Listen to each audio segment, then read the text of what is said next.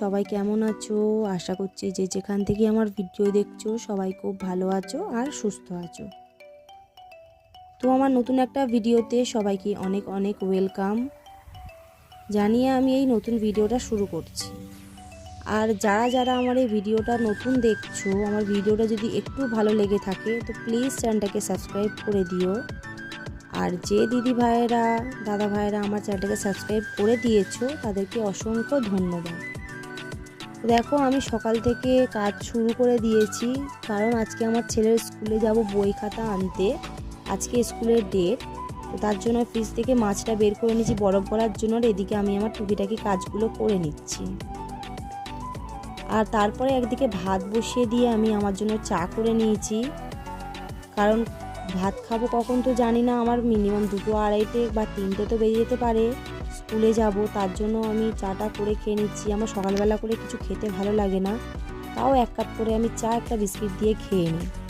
তো তারপরে দেখো আমি কাজে লেগে পড়েছি। আমি আমার মতো তাড়াতাড়ি কাজ সেরে নিচ্ছি, আর ছেলে এদিকে ঘুমাচ্ছিল।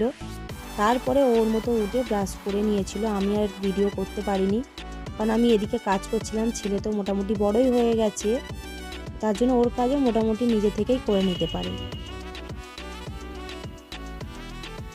তো আমার নতুন একটা ভিডিওতে আমি একটা কথা শেয়ার করতে চাচ্ছি যে গরিব বলে ভিডিও করা যাবে না তার তো কোনো মানে নেই। এটা আমি সত্যি জানি না যে গরিব বলে যে তার কোনো ভিডিও আপলোড করা যাবে না।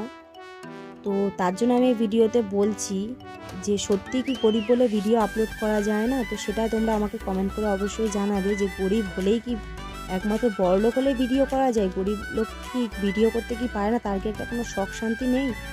তো সেটাই আমি ভিডিওতে শেয়ার করতে চলেছি।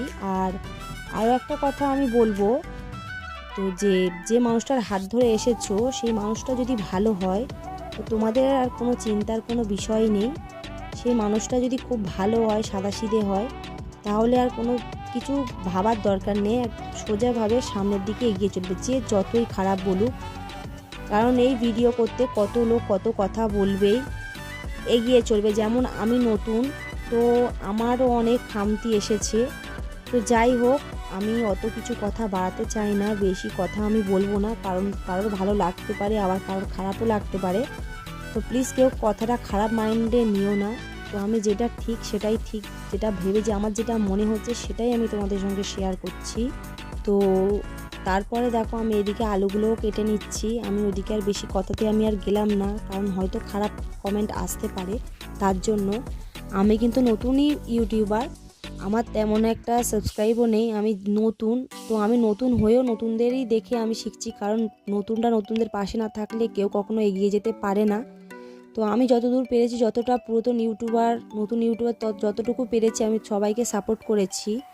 তো কেউ কারোর একা একা চলতে পারে না। আমি যেমন নতুন, আমি আর একজনের ভিডিও দেখেছি, সেও দেখলাম নতুন, তাকেও আমি সাবস্ক্রাইব করে দিয়েছি। আরও মানে আমি চ্যানেল চেক করছিলাম যে নতুন ইউটিউবার চ্যানেল বলে সার্চ করেছি, আরও কতজনের নাম চলে এসে সবাইকে আমি মানে সাবস্ক্রাইব করে দিয়েছি, যাতে তারাও সামনের দিকে এগিয়ে যাক। তাদেরও তো শখ আছে না আমার মতো, তার জন্য।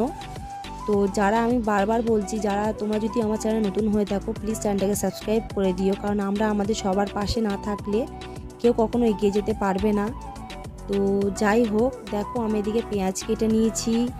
আর আমার ছেলের এখন বাজে প্রায় 11টা বাজতে 15 মিনিট মতো বাকি এরকম হবে।